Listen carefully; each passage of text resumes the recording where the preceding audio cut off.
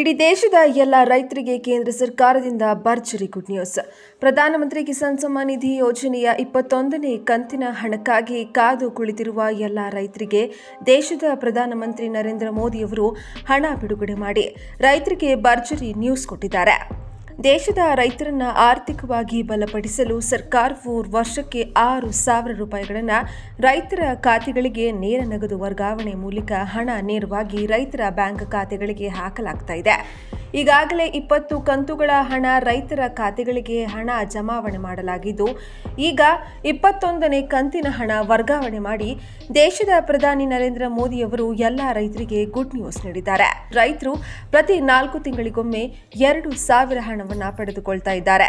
ಬನ್ನಿ, ನೀವು ಕೂಡ ರೈತರಾಗಿದ್ರೆ ಅಥವಾ ರೈತ ಕುಟುಂಬಕ್ಕೆ ಸೇರಿದವರಾಗಿದ್ರೆ ತಪ್ಪದೆ ವಿಡಿಯೋಗೆ ಒಂದು ಲೈಕ್ ಅನ್ನು ಮಾಡಿ ಹಾಗೂ ವಿಡಿಯೋವನ್ನ ಕೊನೆವರೆಗೂ ನೋಡಿ. ಪ್ರಧಾನಮಂತ್ರಿ ಕಿಸಾನ್ ಸಮ್ಮಾನ್ ನಿಧಿ ಯೋಜನೆಯ ಪಿಎಂ ಕಿಸಾನ್ 21ನೇ ಕಂತು ನವೆಂಬರ್ ಮೊದಲ ವಾರದಲ್ಲಿ ಬಿಡುಗಡೆಯಾಗುವ ನಿರೀಕ್ಷೆ ಇದೆ.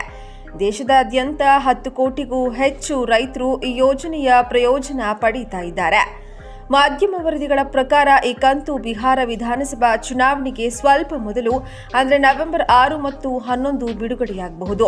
ಈ ರೈತರಿಗೆ ಕಂತಿನ ಹಣ ಸಿಗೋದಿಲ್ಲ.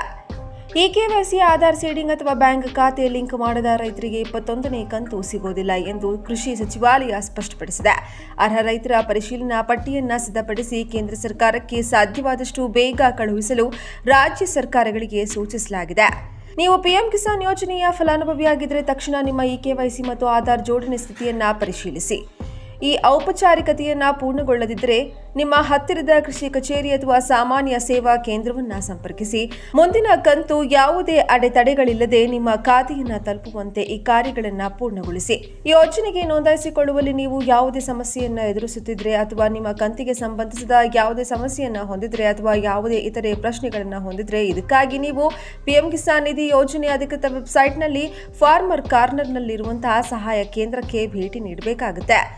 ಸಹಾಯ ಕೇಂದ್ರದ ಮೇಲೆ ಕ್ಲಿಕ್ ಮಾಡಿದ ನಂತರ ನಿಮ್ಮ ಆಧಾರ್ ಸಂಖ್ಯೆ, ಖಾತೆಯ ಸಂಖ್ಯೆ ಅಥವಾ ಮೊಬೈಲ್ ಸಂಖ್ಯೆಯನ್ನು ನಮೂದಿಸಿ ವಿವರಗಳನ್ನು ಪಡೆಯಿರಿ. ಕ್ಲಿಕ್ ಮಾಡೋದ್ರಿಂದ ಪ್ರಶ್ನೆ ಫಾರ್ಮ್ ಬರುತ್ತೆ. ಖಾತೆ ಸಂಖ್ಯೆ, ಪಾವತಿ, ಆಧಾರ್ ಮತ್ತು ಇತರೆ ಸಮಸ್ಯೆಗಳಿಗೆ ಆಯ್ಕೆಗಳ ಡ್ರಾಪ್ ಡೌನ್ ಪಟ್ಟಿಯನ್ನು ಒದಗಿಸಲಾಗಿದೆ. ನಿಮ್ಮ ಸಮಸ್ಯೆಗೆ ಸೂಕ್ತವಾದುದನ್ನು ಆಯ್ಕೆ ಮಾಡಿ ಮತ್ತು ಕೆಳಗೆ ವಿವರಣೆಯನ್ನು ಬರೆಯಿರಿ. ಅದನ್ನು ಸಲ್ಲಿಸಿ. ಅರ್ಹ ಫಲಾನುಭವಿಗಳ ಸಾಮಾನ್ಯ ಸೇವಾ ಕೇಂದ್ರ ಮೂಲಕವೂ ನೋಂದಾಯಿಸಿಕೊಳ್ಳಬಹುದು.